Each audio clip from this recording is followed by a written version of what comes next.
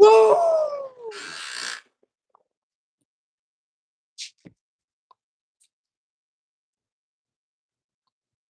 Boogie, boogie, boogie, boogie.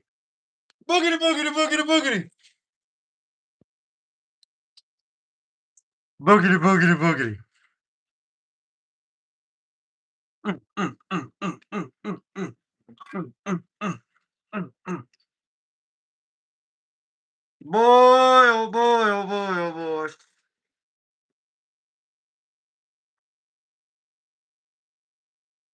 I gotta go to the stove, to the mall road, to get me some more mask. My mask is about burnt. So, it's been a long day. It's been a long day. It's been a long day. I didn't mean to do that. Didn't mean to throw that away. I'll catch up on the comments. Hold on a second. Let me get my stuff right.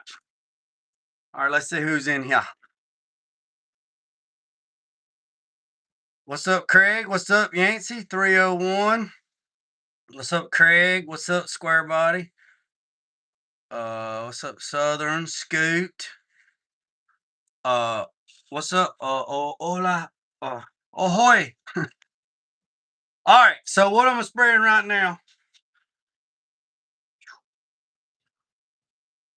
What I'm spraying right now is 5312. So on the bottom of this juke joint, let me pour this out first, and then I'll tell you what I got going on. So y'all just hang tight.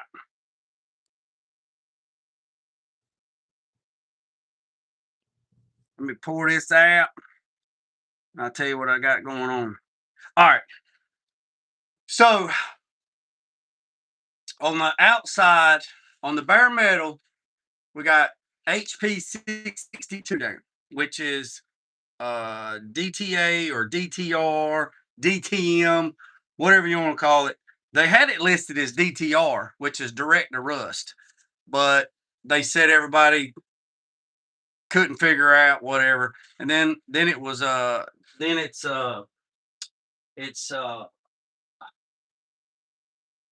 DTA. So they changed it to DTA, direct to anything. So the whole box, the whole body is sprayed in HP-662 black. And if you notice on the bottom, it was gray. Well, the reason why it was gray is because they sent me gray and black. Which is okay, it don't matter. It ain't no big deal. Because it's getting covered. The HP-662 is just a ground coat, right? It's just to lock the metal down. That's all that's for. Okay. It's not made for sanding. It's not made for building. It's not made for any of that. It's to lock the metal down or the substrate and protect it from moving on. Okay. When I tell you it's not designed to be sanded, listen to what I'm telling you. It is not designed to be sanded.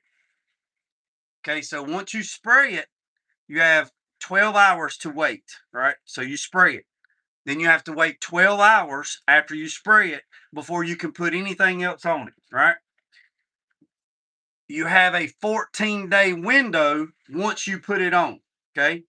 So once you spray it, you got to wait 12 hours, all right? So just let's go ahead and say a day, right? You got to wait 12 hours. That gives you 13 days to do whatever you're going to do to it. Top coat it, whatever. It has to be top coated.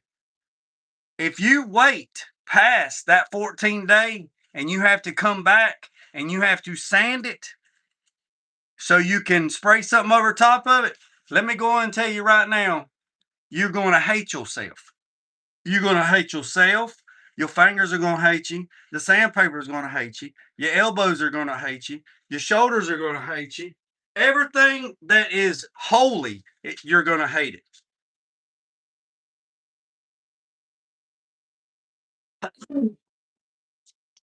Excuse me. The reason why is because it stands for shit. 80 grit paper won't even touch it. Won't even put hardly any scratches in it. So I'm telling you right now, write it down, get you a notebook and write it down. JG says, once I spray this HP-600 series, I wait 12 hours before I can top coat it. I have 13 days total to top coat it before I have to do anything. If I wait past 13 days, I'm going to hate myself because it's not going to sand. It ain't going to sand. Appreciate it. It ain't going to sand worth a shit. I'm telling you. You know how I know? Because I sprayed the cow for something else and I set it to the side. And I was right there at the 10-day window. And I said, you know what? I'm just going to scuff this up just because my OCD. I'm going to scuff it up and I'm going to spray it.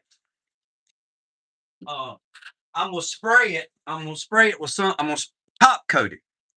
No, I'm going to tell you right now, hell to the no. Hell to the no, no, no, no.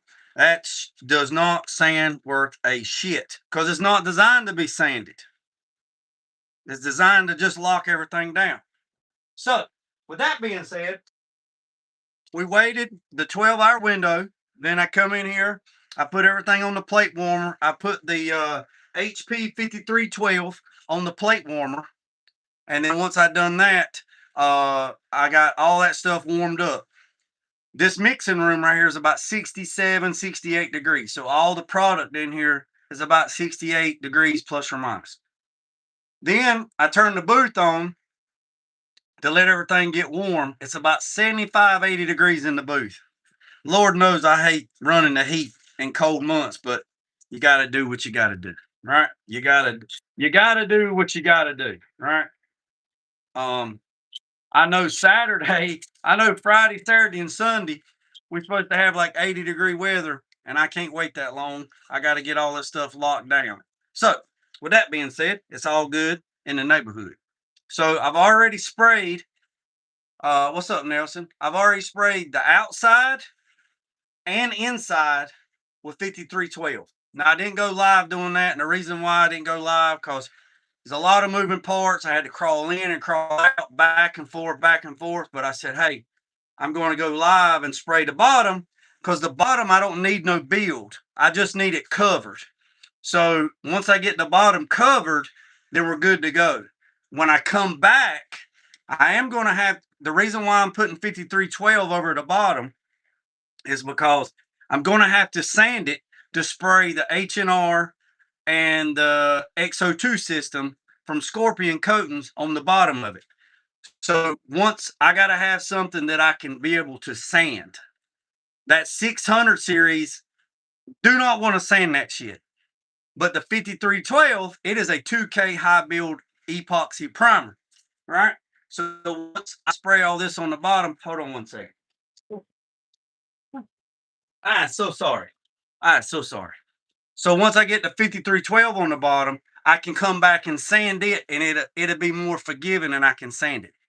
Then the bottom of this thing is going to get sprayed the XO2 system, or excuse me, the H&R system, which is the heat noise reducer on the bottom, right? Then it's going to get sprayed the XO2 system on the bottom of that, and it's all going to be color matched, right?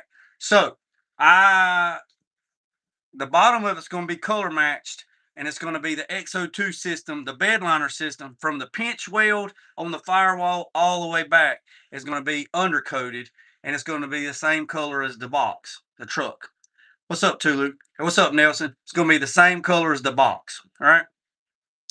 On the inside of the truck, on the floor, I sprayed 5312 on the floor and on the bedsides and on the dash, right? I just put one medium wet coat on it because I got to do the exact same thing. I'm going to have to sand that. I'm going to put the H&R system on that, and then I'm going to have to put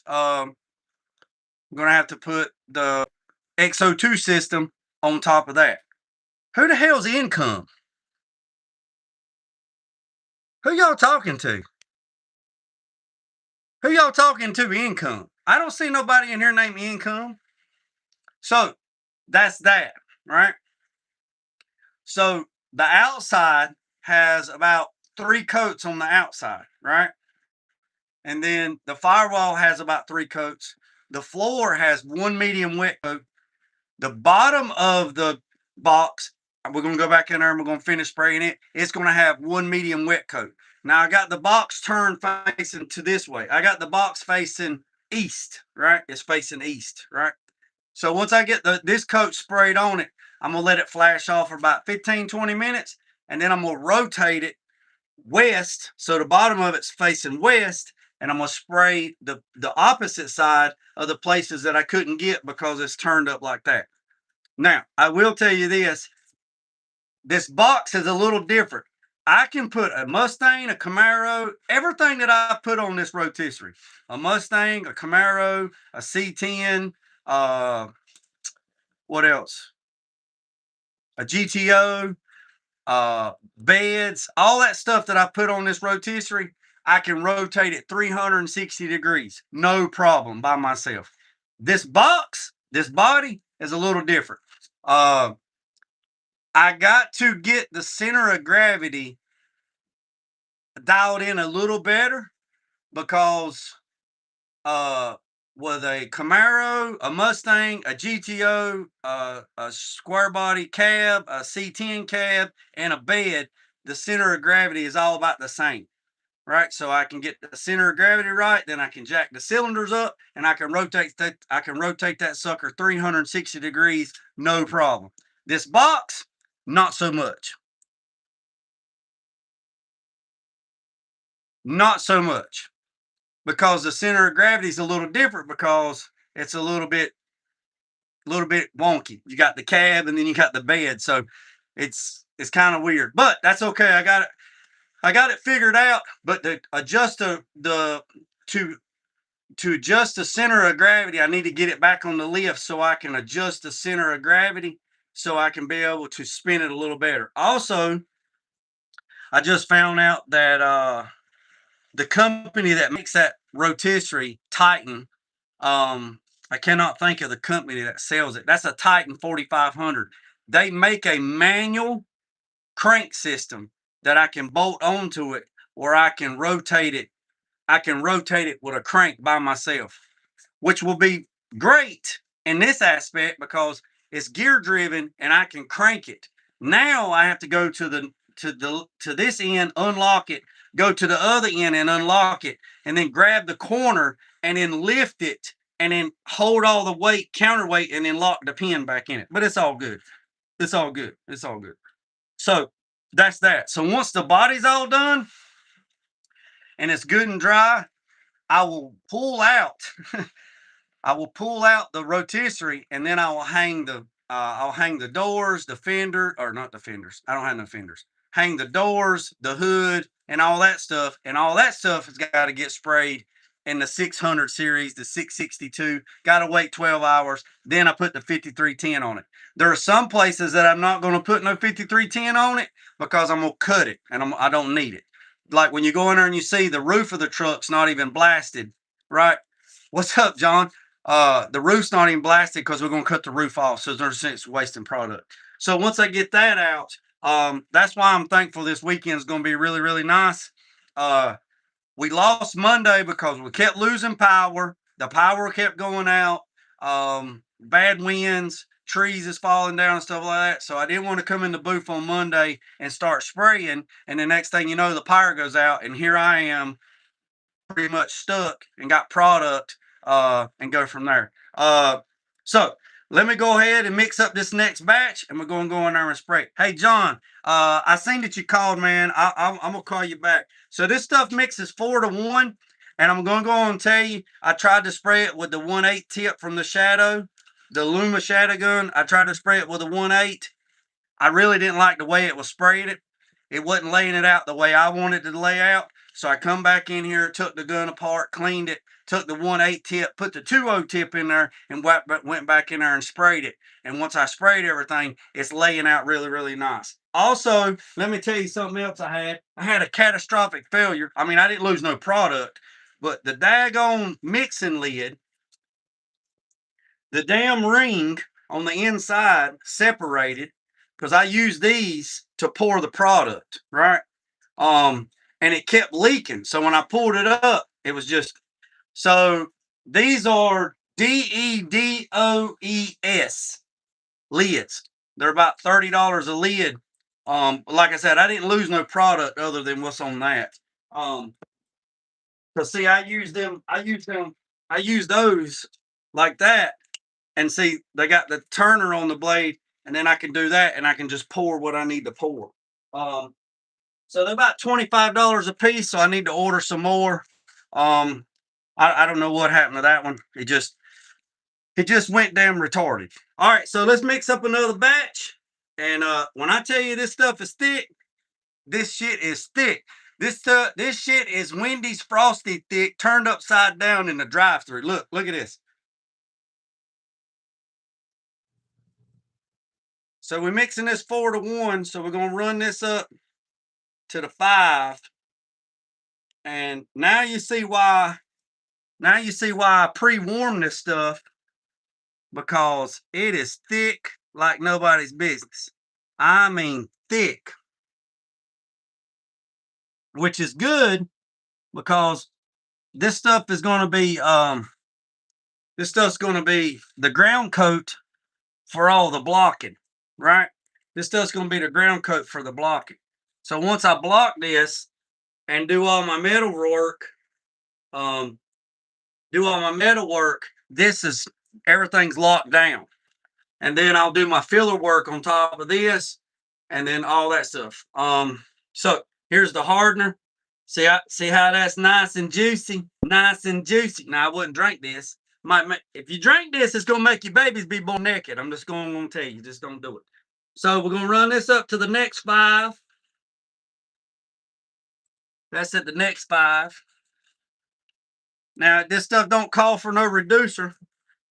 It should, but I mean, if you want to put some reducer in it, you can put some reducer in it if you want to. I'm going to put a little bit of reducer in it. You can reduce it up to 20%. I wouldn't reduce it no further than that. Like I said, on the bottom, we're not looking for build. I'm just looking for cover because I'm looking for cover. So when I go back to sand the bottom of it, so when I go back and sand the bottom, I'm sanding this instead of the 600 series because this is designed to be sanded. The 600 series is not. So now I got this juke joint on there. Do you use a spatula or something to get all of it? No, it's a bag system. Oh yeah, like when I rake it out of the cup, yeah, I try to get every bit of it out, man, because this stuff, any liquid paint stuff's expensive, JG. Everything. So I'll take a this and I'll rake it all out to get as much as I can get out. You know, it's like getting all the chocolate out of the bottom of the chocolate bowl when you're trying to make some brownies. But I use a PPS cup, right? So I'm using a PPS cup. So the PPS cup, it just sucks the bag completely flat and try to get all the product out of it. Now I will tell you this stuff is thick as molasses, right? It's thick. So what I do is I do this, I put a cap on top of it. I put it in an old shaker. Now don't walk away from it, because if you walk away from it, it's going to sling it out. Ask me how I know. We'll let this shake, shake, shake, shake, shake.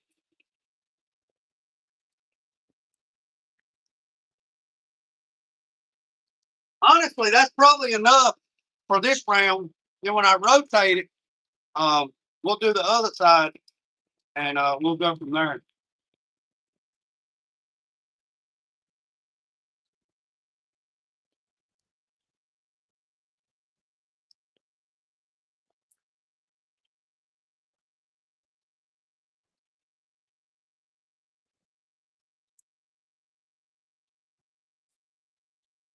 So we got all that, boys and girls. Now, here's another tip for you.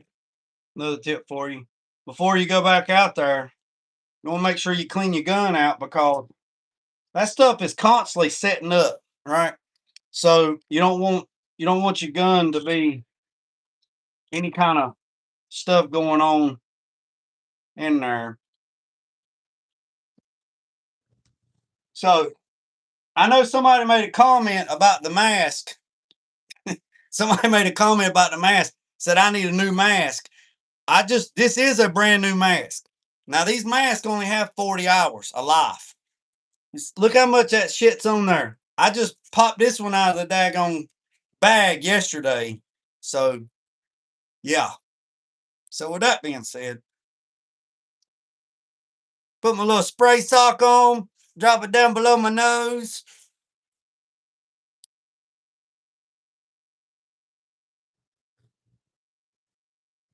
No, we didn't get nothing. We got rain and wind.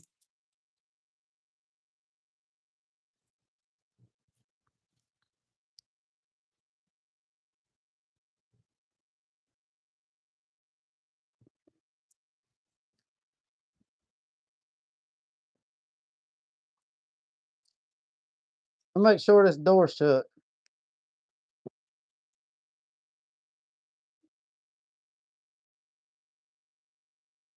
Woo!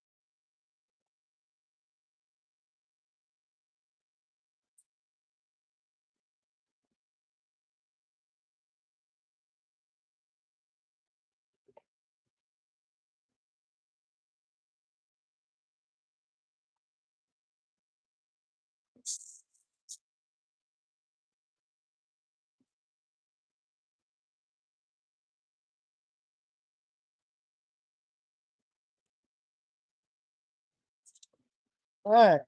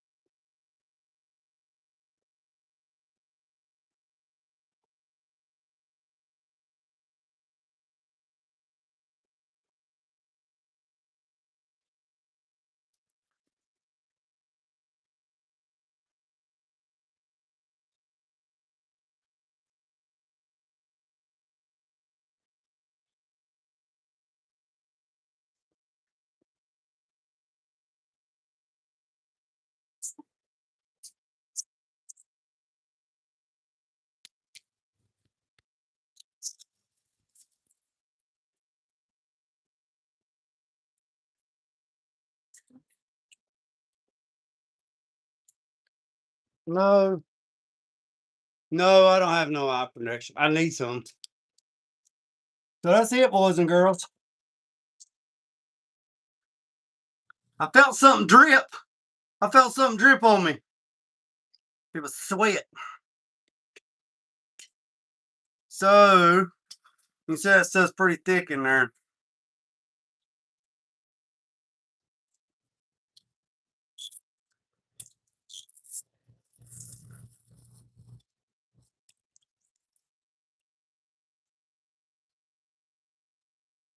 Ooh, that stuff's rough. All right. So if you see everything's everything's white. Um, so we're not really worried about the roof because we're cutting it off, so we didn't waste no product there.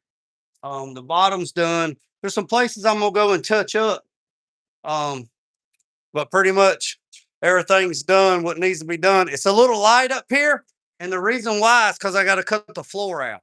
So where I know I'm gonna have to cut the floor out and do rust repair, I just dusted it with the 5310 or 5312. Because I'm gonna be grinding on it anyway. So um I didn't I didn't uh put a lot of product on that. But and the spare tire rack, I didn't spray it because I'm gonna take it out. I'll take it out. So everything to me, everything looks really good. Um, Now that 5312, it's a little dirty, and when I say dirty, um, I didn't strain it, and the reason why I didn't strain it is because I got to sand it. So it's got a little bit of trash in it. It's got a little bit of chunks in it from. That's just the nature of the beast, and that's with any product. Um, because I'm gonna block it. What's up, Elka? I'm gonna block it, so it really doesn't matter if it's got a little bit of trash in it or a little bit of chunks in it. Um, it's okay. It's not no big deal. Um, it's really no big deal. But you can see what I'm talking about. Like it might have something like that, but see, once I block it, it's not gonna be there anyway. Um, so it's got a little bit of see that right there. See, I'm transparent as hell. I don't hide shit. See that little bit right there? That's going to get blocked out, so it doesn't matter. And then all this right here, this seam, I'm going to have to hammer and dolly all this because I don't know what's going on right here. There's some tack welds right here going on. I don't know what's going on because this was filled in with seam sealer. So I don't know what they were thinking, but it ain't no big deal. There's some tacks up there as well. But when I hammer and dolly all this and come back and fill this in and all this is seam sealed, it's great. You can see right here where they welded the bedside to the rocker. You see where they tacked it together right there? All that, I'll clean all that up. Um, and dig all that out. So it ain't no big deal on that. You got a little bit of craziness going on here. You got some dents there. You got this dent all the way down the side on this side. I mean, overall, I've seen worse and I've seen better. Um, you know what I'm saying? But like the top ain't no good anyway. I mean, look, it's all rotted out up here. It's rotted out up there. It's got this big old antenna hole up there. So the whole roof is coming off. So we're going to cut it flush here and we're going to cut it. That's why we didn't spend no time trying to get none of this out because it really don't matter. I'm going to wire wheel all this out. And then when I cut the top, I'm going to cut it high so I can get the top off and then set the camper shell back on it. And then I'll know where to put that. See, all that's blasted too. So once I get the truck out, I got to spray all this stuff. And see, here's the new roof line, right? So that piece is long, right? It's long. So when I say I'm gonna cut this one short, I'm gonna cut this one about right here. Gives me enough room to put the camper shell on it, and then I can figure out. But before I do all that, I'm gonna do all this stuff first, all the metal repair and all that mess first. And then we'll go from there. The shell needs some repair too. It needs some fiberglass work. So got to do that as well. Got to pressure wash it and then go from there. But overall, I've seen worse. I've dealt worse. I've done worse. And I fixed worse. So it's all good in the neighborhood. So with that being said, boys and girls, have been on here about 45 minutes. I appreciate you. Hit the subscribe button, hit the notification bell. I told you guys I'd go live today, Monday, Wednesday, and Fridays. I'm going to go live Monday, Wednesday, and Fridays, give y'all a shop update, and we'll go from there. So what's up, Roger? If I missed anybody's comment, I apologize. I don't think I missed anybody. But anyhows, all right, boys and girls, I appreciate every single one of you. I'm gonna get my mess cleaned up. It's 5 o'clock. It's quitting time for somebody, but second shift's gonna have to come in here in a minute and start cleaning up. So, boys and girls, I appreciate every single one. Hold on a second. I had a 76 Jimmy full of. Hold on a second. I had a 76 Jimmy with a full removal top. I bet you are. I bet you are. I bet you are. I bet you are. Oh yeah, one last thing I want to show y'all right quick. I don't know if I showed it to you before, but here's all the seam sealer stuff. So here's the dual mix repair. So all this is all right. So you got panel adhesive, door skin adhesive, weld bond adhesive, quick set adhesive. Then you got plastic repair. You got all this. Then you got seam sealers, right? And then you have it. There's a lot of different ways to put seam sealer on. Um, they make special nozzles, like door skin nozzle, shift nozzle. You got these tips right here. So it all depends on how you want it to look, right? They even have air nozzles to splatter it on there. Ever how you want to do it. They used to make these. We had one at the school and somebody stole it. We had one at the school that actually had the product on there. But they stopped doing that because they said how much money it costs to do that. But somebody stole it at the school. It had the product actually on it. Um, so this thing, man, it's this thing right here is going to take a shitload of seam sealer, a shitload, probably a couple cases. So you got door skin nozzles, you got extruded nozzles, you got versatip nozzles, you got integrate nozzles, you got quick spray nozzles. Then you got the orbit tip nozzles, you got the shift nozzle with no eye, shift with no eye. It's just depending on how you want it. Since this thing is getting undercoating, um, it's probably going to be slick. And what I mean by slick is when I run the seam sealer, say wherever the seam sealer is, I'll run a piece of tape and then I'll run another piece of tape and then I'll run the seam sealer in between the tape.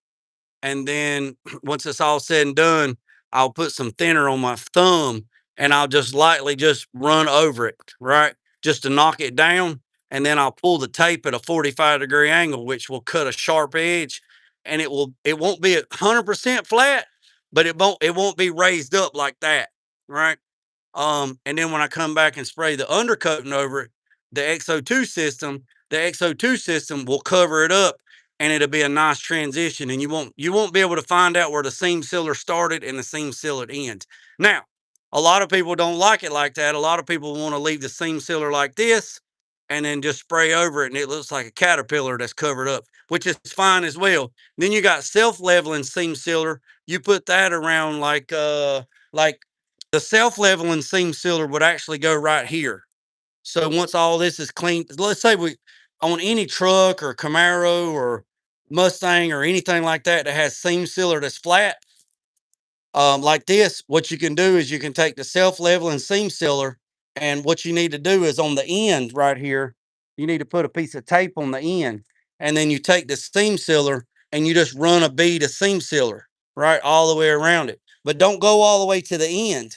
Go about somewhere about right here and stop.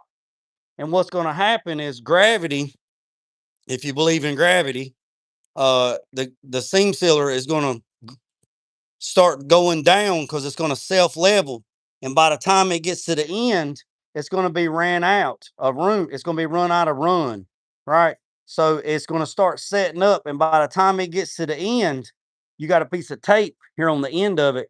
that's going to grab it, and then it'll dam itself up, and then it will cure up. And then all you got to do is just pull the tape off while it's still pliable, and take a razor knife, a little X-Acto knife, and just cut it out a little bit, and it'll be smooth. And then you spray it. Now, if you don't want to do it that way, there's another way you can do it. You can run self-leveling seam sealer from about right here to about right here and stop.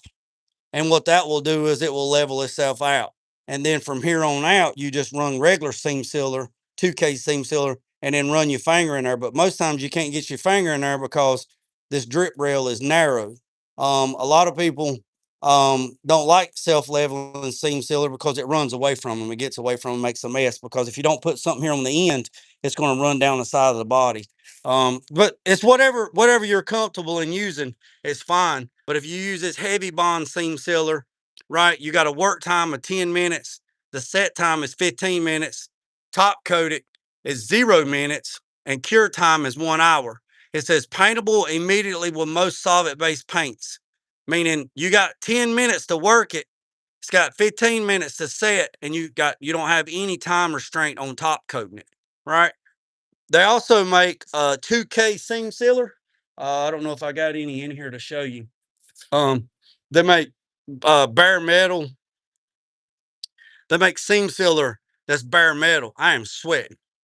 Um, they make a seam sealer that you can put right over bare metal. I don't like that. And the reason why is I know it says you can put it over bare metal. I don't like it. I never even if I do use bare metal seam sealer, I don't put it over bare metal. I put it over 2K epoxy. I just my OCD in my brain, it just won't let me. You're taking this product that is supposed to be not porous, and you're putting it over bare metal. Now if we're talking about collision side and refinishing side, then yeah, go ahead and do it and send it on its way. But when we're talking about restoration, it's two different worlds. I just I don't put seam sealer over bare metal, even if it says it's a 2K seam sealer. I just don't do it. If you do it, that's okay. That's fine. If that's the way you want to do it, that's the way you want to do it. I personally don't do it. I would rather lock the metal down and have it secured and then build on top of that. That's why people have so much trouble at the beach. They build houses on sand and then they cry when a storm comes and washes it away. Same thing with all this product that's putting on this box truck, or excuse me, all this product putting on this K5. A lot of people will do their body work, their Bondo's a brand. They do their body filler work over bare metal. You can't do that. I know people's been doing it for forever. You can't do that. And the reason why you can't do that is because body fillers have peroxides in them. And body filler is porous. It's like a sponge, right? It's like a sponge. And when you mix up body filler and you put it on bare metal, how does it react? So you got a part A and a part B, right? So it gets hot. That's how it cures. So what happens when stuff gets hot? It makes condensation, right? You draws in moisture, right? So if you got bare metal and you put body filler over bare metal, it's hot, right? That's how it cures. It's a two-part system. Well, that system is getting hot. So when it gets hot, it's pulling the moisture out of the air and out of the metal, right? And then what it's doing is trapping it in between the substrate, which is the metal, and the body filler. And there's moisture in there. And moisture creates rust. And rust is a living, breathing organism. If you don't suffocate it, it will continue to grow. It will continue to spray it. It's like cancer. It will spray it, right? So, and people's going to probably argue in the comments, say, hey, man, I've been doing that forever. Hey, if you're doing it forever, keep doing it. I'm just telling you, there's a physics to it and there's a chemical side of it. And if you don't understand the chemical side of it, then we can't even have a conversation about it. Because I'm going to be honest, you don't even have the intellect to even have a conversation about it. Right? I know people done it for years, and I know people got away with it for years, and that's okay.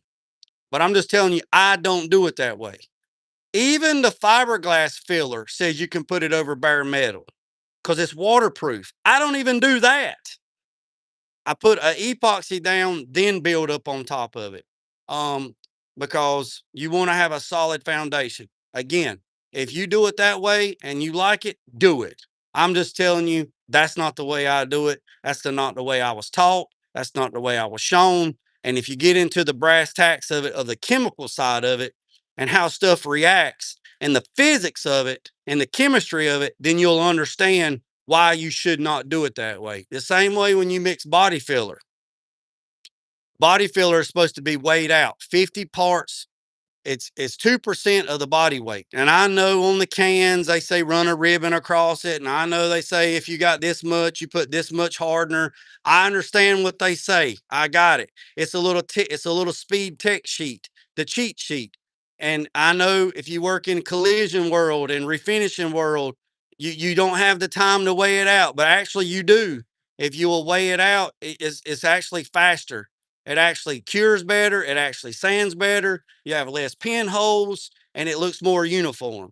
I know the first time that I went to PPG school and I took their custom class refinishing, and Charlie Hutton was teaching the class, and there was 12 people in the class. They only took 10, and me and my friend Eddie got into the class. Um, I ain't gonna lie, nepotism.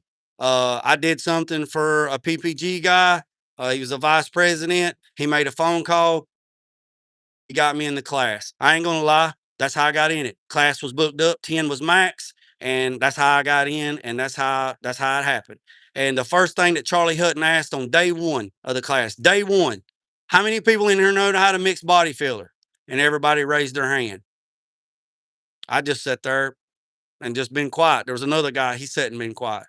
Charlie Hutton says, how do you mix body filler? He says, well, it depends on if it's hot or cold. He said, okay, if it's cold, I put this much body filler down and I put more hardener because it's cold. Well, what do you do when it's hot? Well, if it's hot, I put less body filler in it. He went around the room. Now, this is an advanced restoration class in Orlando at the training center. Everybody said the same thing that he asked. He asked about 7 or 8 people, and then he stopped talking, right? I'm just sitting there listening. Matter of fact, surprising that I kept my mouth shut. He said, I can't believe that everybody in this class is an advanced, and everybody has been doing this for decades, and nobody in here knows how to mix body filler. We're going to have to spend half the day on this 4-day class teaching everybody how to mix body filler. That's a shame, because we really want to get into the cool stuff and not get into elementary 101 stuff. And everybody was just looking at everybody. And you had all kinds of age groups. You had people from 18 to 60 in this class, all over the country. I'll catch up on the comments here in a second. All over the country. And everybody's like, damn, what in the hell's going on? He says, there's a reason why there's instructions on the can. And he said a can of 3M Platinum Plus on the counter. And he read the instructions.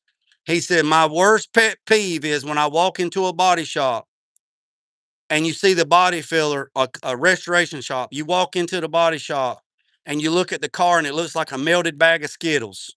You got all different colors of body filler.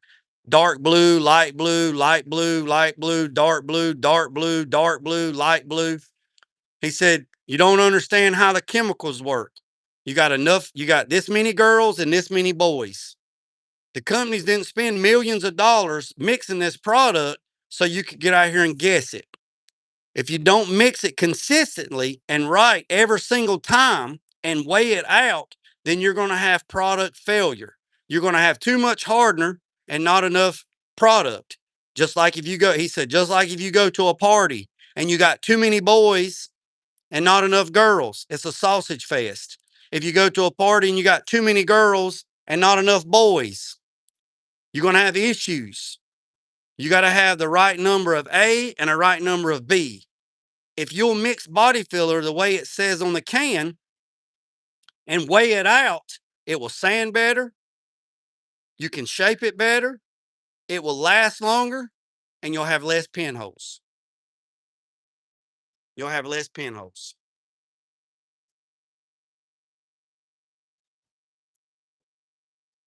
So, yeah. So that Here's a little tip for today. Fiberglass, like what? Fiberglass stuff, like fiberglass cars, is the devil. I I don't like working on fiberglass, like Camaro. I mean, like Corvettes and stuff like that. No, no. I send that stuff to somebody else. I don't like fiberglass at all, at all, at all. I glut for punishment, but I'm stupid. I might be crazy, but I ain't stupid. I don't like fiberglass. All right, boys and girls, look at our we at 59 minutes. What do you say? Who doesn't believe in gravity? Hey, Mike, look it up, man. We can talk about it in private, Mike. I'm just saying they say they for educational purposes only and for comedy relief. They say there's no such thing as gravity. I'm just saying. All right, boys and girls. Teddy Rock fan. What's up, Gary? I appreciate every single one of you, boys and girls. Hit that subscribe button, hit that notification bell. Remember what I said, boys and girls. Don't worry about the man up the road. Don't worry about the man down the road. Sweep off your own front porch while sweeping off anybody else's. Put God first at loose and dry. Peace, and chicken grease. I'm out. Hey, don't forget to hit that subscribe button, boys and girls. I'd greatly appreciate it.